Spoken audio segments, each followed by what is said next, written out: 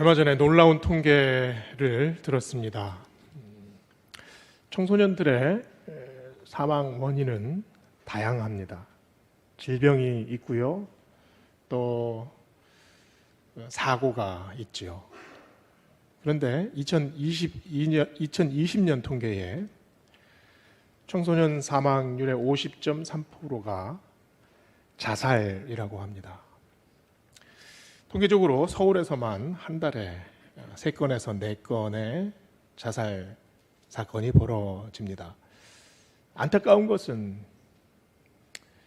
이 자살하는 비율의 거의 대부분이 고등학생들이라는 사실입니다. 이 꽃다운 나이의 아이들이 왜 죽음을 선택할까요? 그 이유는 자신들이 얼마나 소중한 존재인지를 아직 깨닫지 못하는 겁니다. 아이들이 써놓은 유서 중에 많은 부분에 공통적으로 들어가는 문장이 있는데요. 엄마, 실망시켜드려서 죄송해요. 이 문장이 거의 예외 없이 들어간다고 합니다.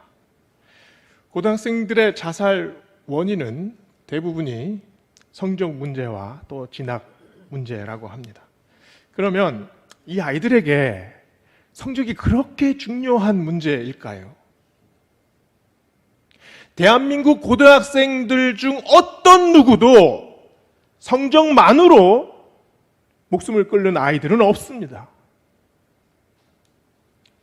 성적이 사랑과 연관되어 있기 때문이죠. 성적이 내려가면 사랑이 내려간다고 생각합니다. 성적이 떨어지면 엄마의 사랑도 같이 떨어진다고 생각을 해요. 그래서 정작 중요한 엄마로부터의 관심을 받지 못하기 때문에 아이들은 절망하는 겁니다. 아이들의 유서 속에서 그 안타까운 마음 그대로 느껴지지 않습니까? 인정받고 싶은 마음, 사랑받고 싶은 마음, 그리고 기대를 받고 싶은 마음이 그 성적을 통해서만 전해질 수밖에 없으니 아이들이 그렇게 절망하는 것 아니겠습니까? 이런 현상은 아이들에게만 있는 일이 아닙니다.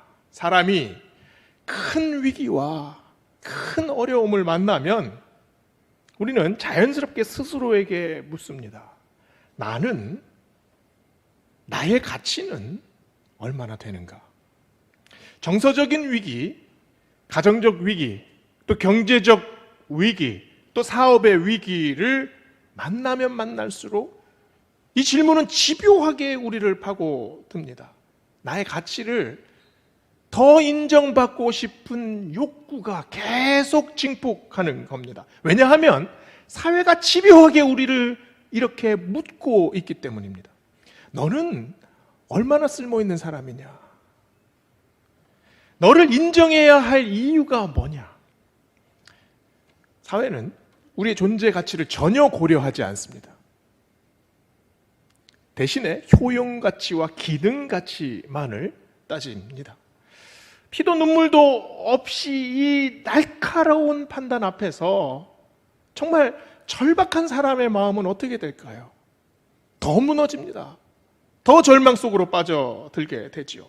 오늘 본문 말씀은 우리에게 이렇게 묻고 있습니다. 사람은 무엇으로 사는가? 거대한 질문입니다. 나는 무엇으로 살아갑니까? 사회가 발전할수록 사람은 소외된다고 이야기를 합니다. 그 이야기는 내가 외로워진다는 말입니다. 나 혼자 있다고 생각되어지는 겁니다. 조선시대에 비해서 우리 사회가 얼마나 좋아졌습니까? 그때 사람들은 과거를 보려면 한양에 한 달, 2달 걸어서 다녔습니다. 그런데 우리나라 어느 곳이든지 5시간 아니면 다 도착합니다. 그런데도 우리의 마음은 바빠요. 우리의 마음은 늘 조급합니다. 모든 것이 엄청나게 좋아졌지만 우리의 마음은 더 어두워졌습니다. 그리고 불행에 더 가까워졌습니다. 우리의 마음은 불만투성이에요. 도대체 문제가 어디에 있는 걸까요? 폴 틸리는 Courage to Be라는 책에서 이렇게 말을 합니다. 고대인의 불행은 숙명이었고 중세인의 불행은 죄와 벌이었고 현대인의 불행은 무의미에서 비롯된다. 우리는 무의미에서 방황합니다. 우리에게 중요한 것은 사실 먹고 사는 문제보다 더 깊은 의미를 찾는 일이에요. 그런데 우리 삶 속에 이 무의미가 한번 파도처럼 몰려오면 우리를 휘청거립니다. 삶의 의미를 발견하는 것, 그것이 나를 살아가게 하는 원동력이 되기 때문이죠. 이런 현대인들에게 히브리서는 이렇게 오늘 말합니다. 사람이 무엇이기에 주께서 그를 생각하시며 인자가 무엇이기에 주께서 그를 돌보시나이까. 이 말씀이 무슨 의미일까요? 하나님이 도대체 누구신데 내 인생에 개입하십니까? 이 질문이 아니지 않습니까? 기본적으로 지금 감사를 고백하는 겁니다. 하나님을 의심하는 질문이 아닙니다. 내가 이렇게 나약한데, 내가 이렇게 쓸모가 없는데, 내가 무엇으로 사는지도 알지 못하는 사람인데 하나님 왜 나를 생각하십니까? 왜 나를 찾아오십니까? 왜 나를 돌보십니까? 지금 이 질문이지요. 히브리서는 이 말씀을 다윗이 쓴 시편 8편에서 인용했습니다. 다윗이 고백한 시편 8편 3절과 4절을 보면은요, 그 내용은 이렇습니다. 주의 손가락으로 만드신 주의 하늘과 주께서 베풀어 두신 달과 별들을 내가 보오니 사람이 무엇이기에 주께서 그를 생각하시며 인자가 무엇이기에 주께서 그를 돌보시나이까. 여기서 다윗의 영적 감수성이 그대로 드러납니다. 하나님께서 이 온 우주 만물을 창조하셨어요. 이 우주는 하나님께서 펼쳐 놓으신 마치 도화지와 같습니다. 그 우주에 하나님께서 손을 한번 쫙 펼치시면 그곳이 은하수로 변합니다. 하나님께서 손가락으로 그곳에 점을 찍으시면 그곳이 별빛이 됩니다. 그 오묘한 색감과 빛나는 별빛, 그것이 하나님의 지문 아닙니까? 하나님께서 온 우주 만물을 이렇게 아름답게 창조하셨어요. 이 아름다운 창조 온 우주 속에 그 안에 있는 나의 존재를 지금 다윗은 이렇게 표현했습니다. 얼마나 아름다운 영적 영감력입니까? 1977년 나사에서 우주탐사선 보이저호를 쏘아 올렸습니다. 20년이 지난 후 지구로부터 61억 킬로미터 떨어진 아마도 천왕성쯤 되는 그 위치에서 이 보이저호가 계속 지구에서 떠나서 우주 밖으로 나아가지 않습니까? 그러면서 그곳에서 지구를 향해서 사진을 한 장 탁 찍어요. 그래서 그것을 전송했습니다. 과학자들이 보이저호에서 전송되어 온 그 사진 이미지를 아무리 뒤져봐도 지구가 보이지 않습니다. 크게 확대해서 보니 그제서야 아주 작은 점으로 지구가 보이는 겁니다. 지구는 태양계 안에서 봐도 그쪽에서 보면 아주 작은 먼지 정도밖에 보이지 않습니다. 이 사진을 보고 칼 세이건이라는 천문학자가 A pale blue dot이라는 글을 썼습니다. 창백한 푸른 점이라는 뜻이죠.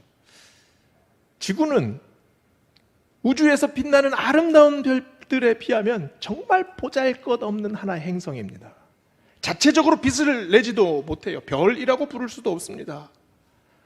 이 사진을 보고 칼 세이건은 그의 책 코스모스에서 이렇게 기록했습니다.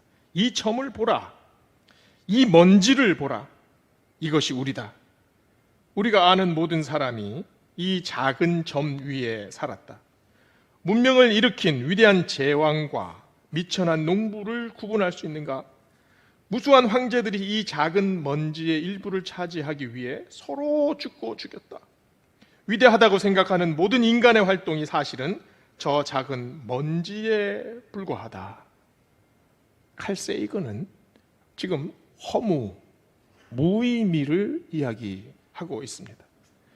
역사가 이렇게 많이 진보하고 정말 눈부시게 발전한 것 같지만 사실은 그 먼지 안에 있다는 거죠. 그 먼지 속에서 미세한 먼지들이 먼지의 욕망을 불태우다가 먼지처럼 사라져 간다는 말입니다. 칼 세이건은 허물을 받습니다. 그러나 다윗은 그 먼지 속에서 무엇을 봅니까? 그 먼지를 사랑하신 하나님의 사랑을 보고 있습니다. 다윗의 인생을 돌아보면 다윗은 허무에 쓰러져야 할 사람입니다. 그는 평생 사울에게 쫓기며 살았죠. 그 젊은 날 찬란하게 빛나야 할 시간이 완전히 동굴 속으로 그 외국으로 겨우겨우 목숨을 부지하는 인생이었습니다. 왕으로 등극하고서는 달랐습니까? 아들이 딸을 강간하는 일을 경험합니다. 또 다른 아들이 자기를 죽이려고 눈이 충혈이 되어서 혈안이 되어서 칼을 들고 덤벼들었습니다. 평생 자기에게 충성했던 신하들이 순식간에 배반을 합니다. 다윗은 그야말로 무엇을 봤습니까? 인간성의 바닥을 본 사람입니다. 삶이 너무나 허무해지는 거죠. 헛되고 헛되며 헛되고 헛되니 모든 것이 헛되도다. 이 한탄은 솔로몬이 해야 할 한탄이 아닙니다. 사실은 다윗이 한탄했어야 할 내용이지요. 그러나 다윗은 먼지 속에서 먼지를 보는 것이 아니라 그 먼지를 사랑하신 하나님을 바라보고 있습니다.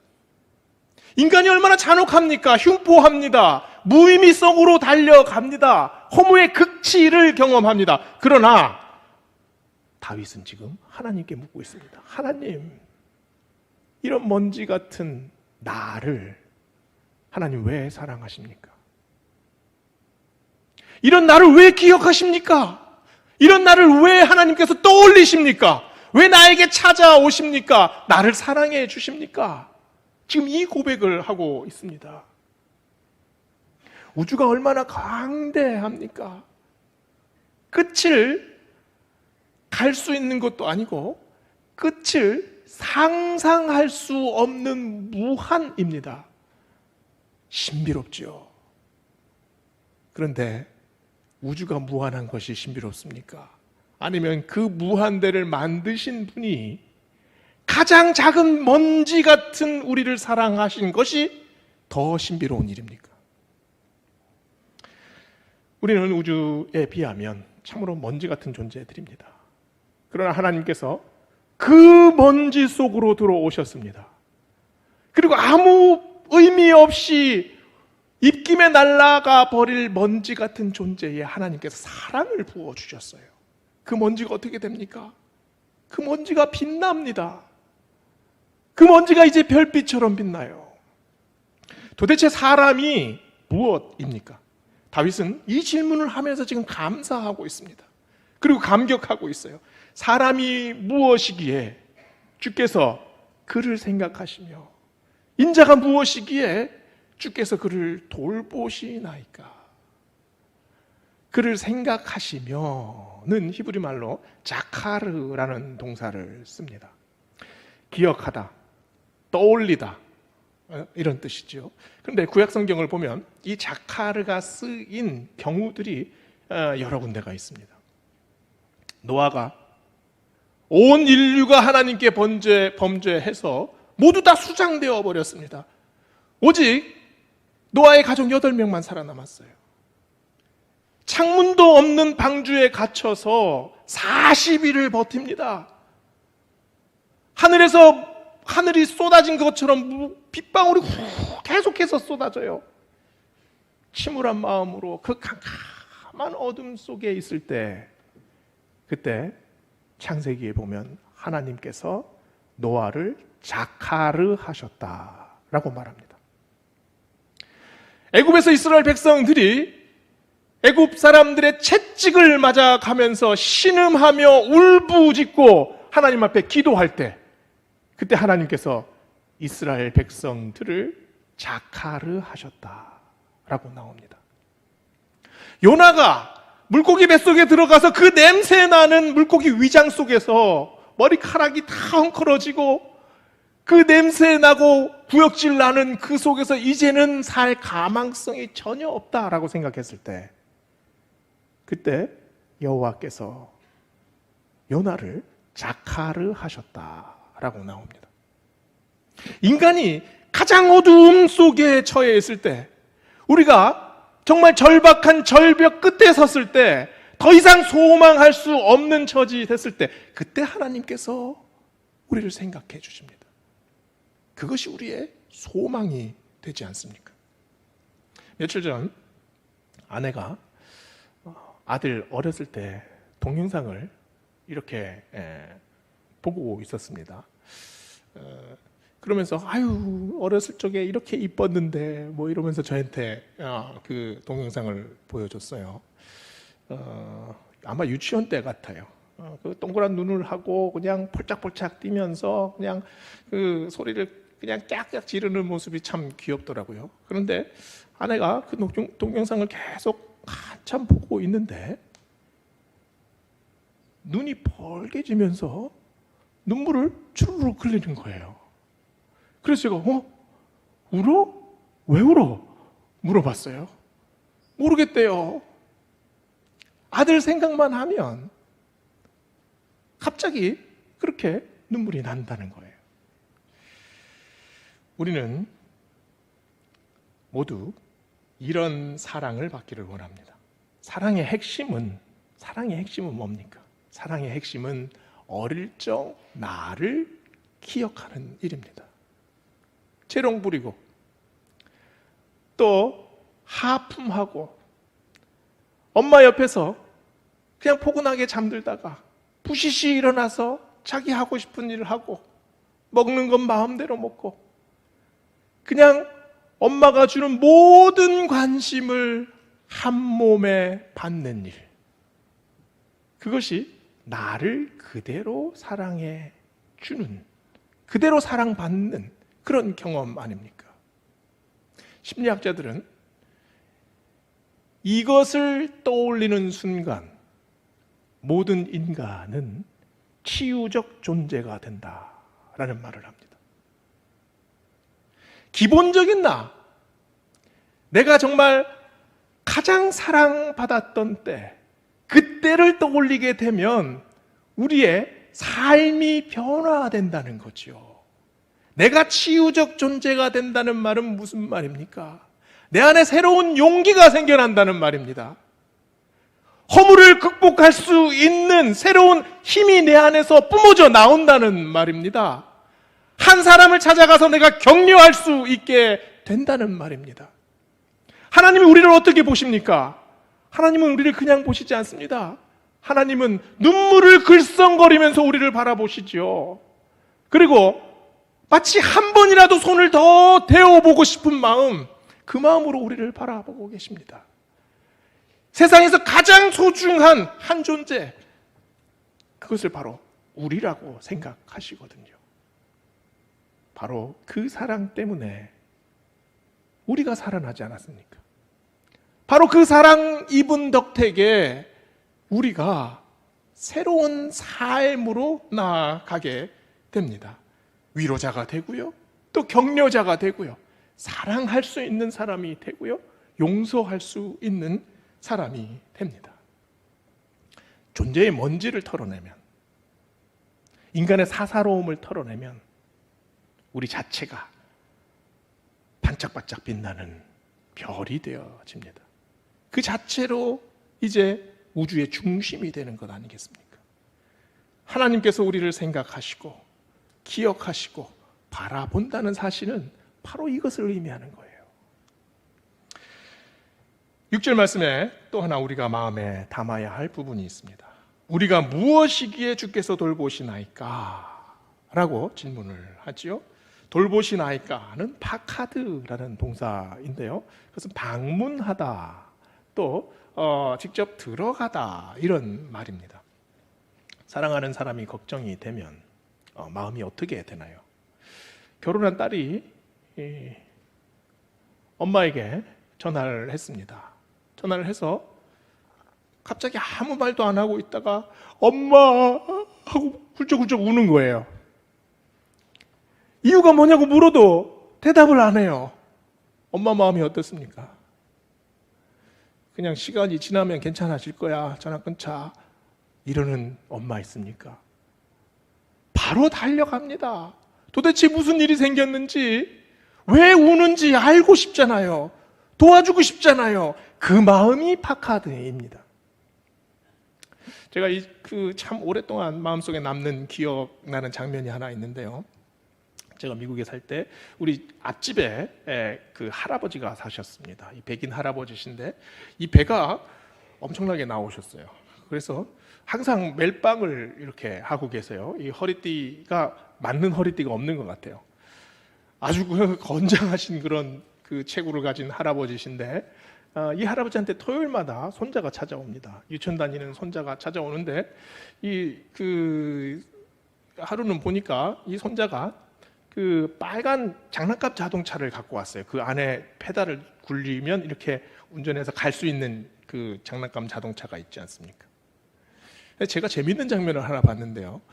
이 유치원 다니는 손자가 이 할아버지한테 그 차를 타라는 거예요. 그리고 뒤에서 두 손으로 할아버지 등을 막 밉니다. 타라 그런다고 할아버지가 탈 수 있습니까? 그런데 그 할아버지가 기어코 그 장난감 차 위에 올라가요. 그 거대한 몸집을 그 장난감에 막 구겨 넣습니다. 그리고 땀을 뻘뻘 흘리는 걸 닦으면서 그 핸들을 잡고 이렇게 하고 놀아주는 거예요. 이게 파카드입니다. 들어갈 수 없는 공간으로 들어가는 것, 굳이 가지 않아도 되는 곳. 예수님께서 왜 이 땅에 오셨습니까? 예수님께서 왜 우리를 위하여 죽으셔야 합니까? 전혀 그러지 않으셔도 됩니다. 그러나 주님께서는 그 결정을 하십니다. 굳이 가지 않아도 되고 굳이 방문하지 않아도 되는 그곳에 오셨어요. 예수님께서 어디에 오셨습니까? 구유에 오셨습니다.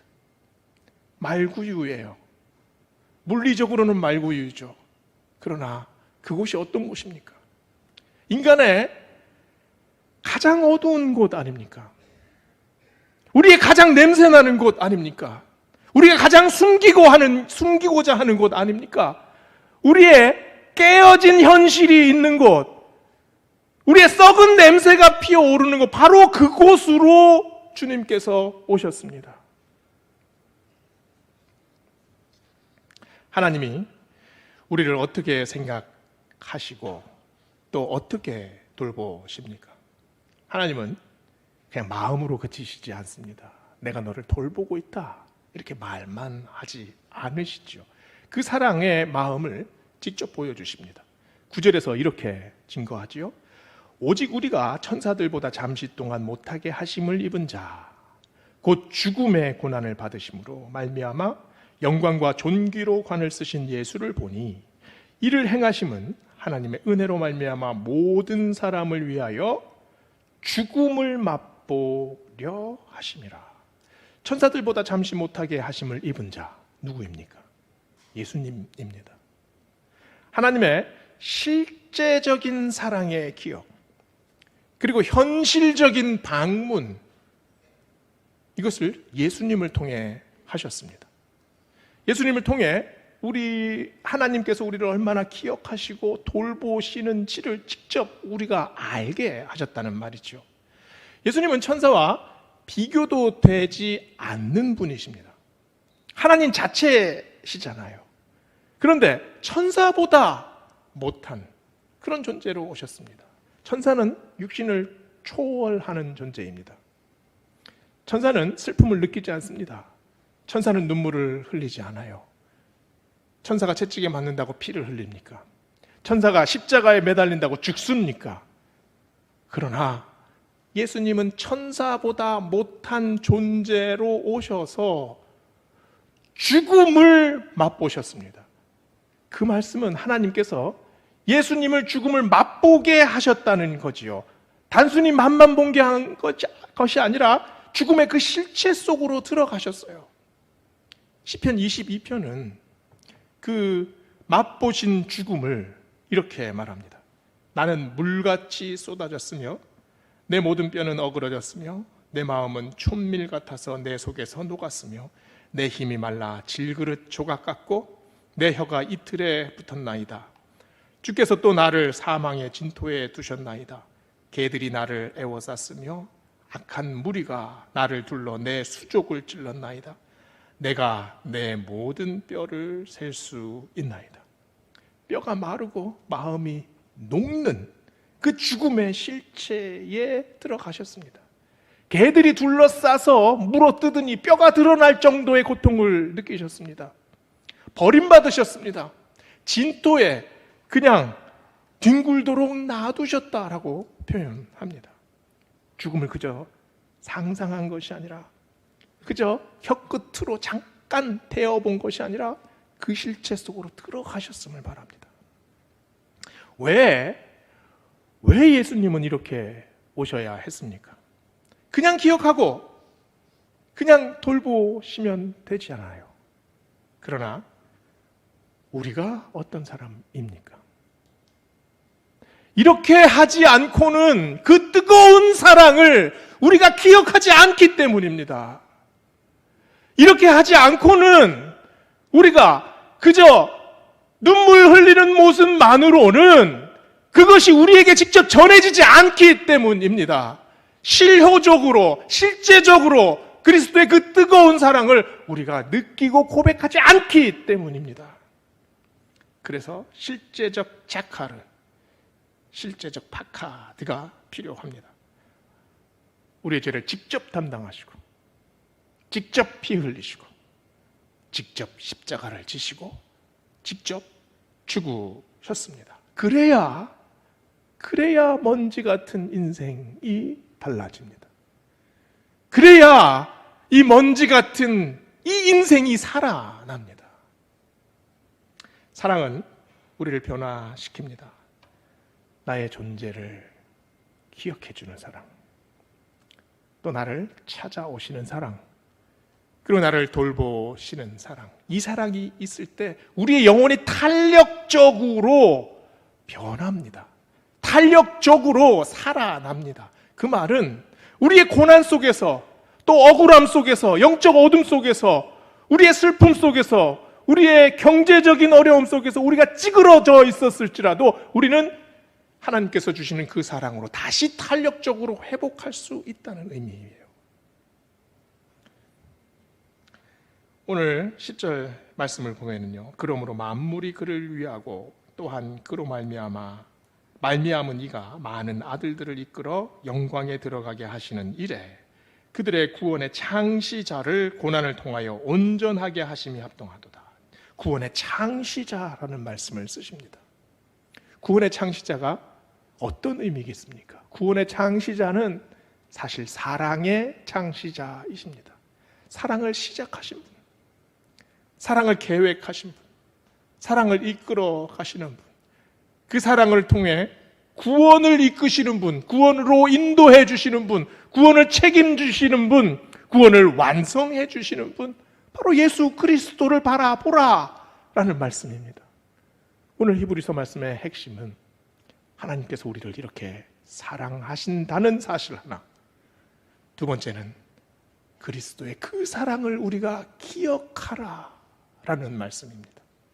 어떤 상황에 있든, 어떤 처지에 있든, 어떤 어려움에 있든, 어떤 어둠에 있든, 어떤 슬픔에 있든 우리를 찾아오시고 우리에게 손 뻗어 주시고 우리를 이끌어 주시고 우리를 일으켜 주시는 예수 그리스도를 절대 잊지 마라. 이 말씀이 오늘 이 아침에 우리 모두의 소망이 되시기를 주의 이름으로 축원합니다. 기도하시겠습니다.